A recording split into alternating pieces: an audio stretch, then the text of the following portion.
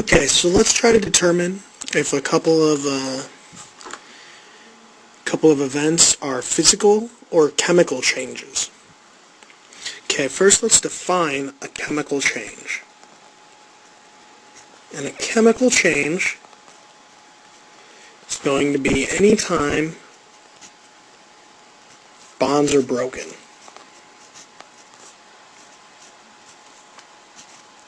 And this is important because it specifies that we need to break and possibly reform any chemical bonds, any atomic bonds. So we've been given a few basic events, and let's see which ones we think are chemical and which ones are physical changes. So ice forming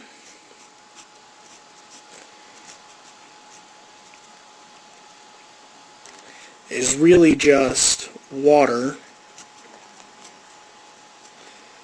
cooling into a solid.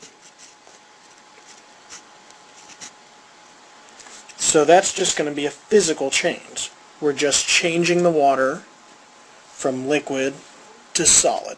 It's still going to be water. So now let's look at the next thing here, salt dissolving.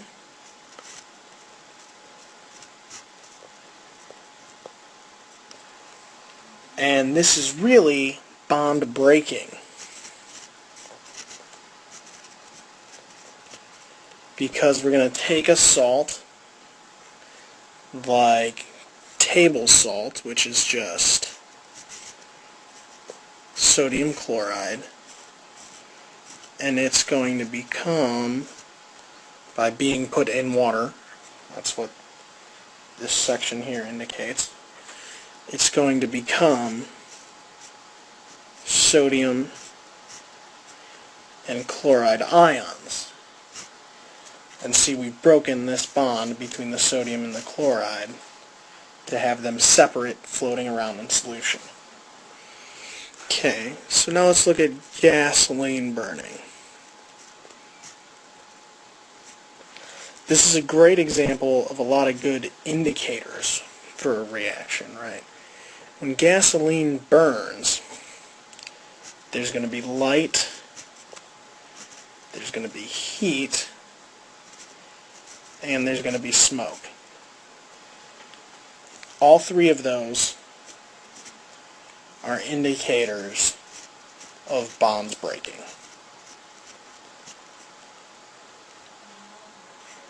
Okay, so now let's think about paint drying.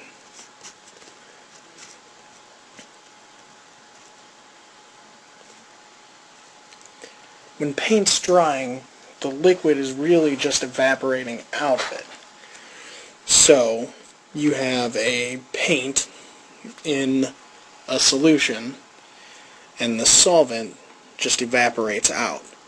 So there's not going to be any chemical change, but it's really just going to be something drying. It's going to be like if you take wet sand and let it dry out, it's still sand. Right? No matter what you do, even if it dries out, it's still going to be sand. It's just wet sand or dry sand. So we have wet paint or dry paint. Okay, and now let's think about glass making. Now here they changed the shape of the material they started with a lot. And it goes from being very, very hot to being very, very cool. So the substance is going to cool a lot. But, again, just because it's changed shape and just because it's cooled doesn't mean no bonds are broken. So we can say that no bonds are really broken here. Again, we're just changing state, and a state is the form of matter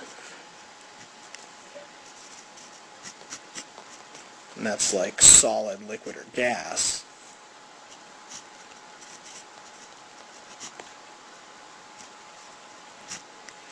And changing state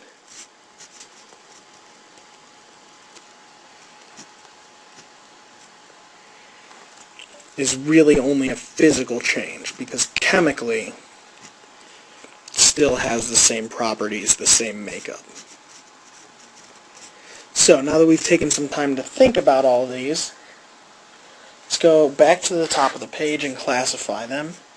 And we can say that ice forming, right, water is changing states. But again, that's a physical change.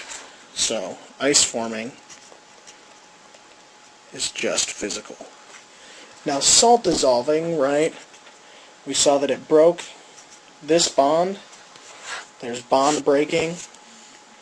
And when bonds are broken, that's a chemical change. So we can call salt dissolving a chemical change. Now gasoline burning has heat, light, and smoke, which are all heavy indicators of chemical changes. And we said there were bonds breaking, so that's still going to be a chemical change. Okay, paint drying is like sand drying. And we said when sand dries, it doesn't really change at all, right? It doesn't even change its own state. The water just changes state. So that's going to be a physical change. In glass making, again, we actually defined state for this because it's just changing from liquid glass to solid glass. And that is just, again, a physical change.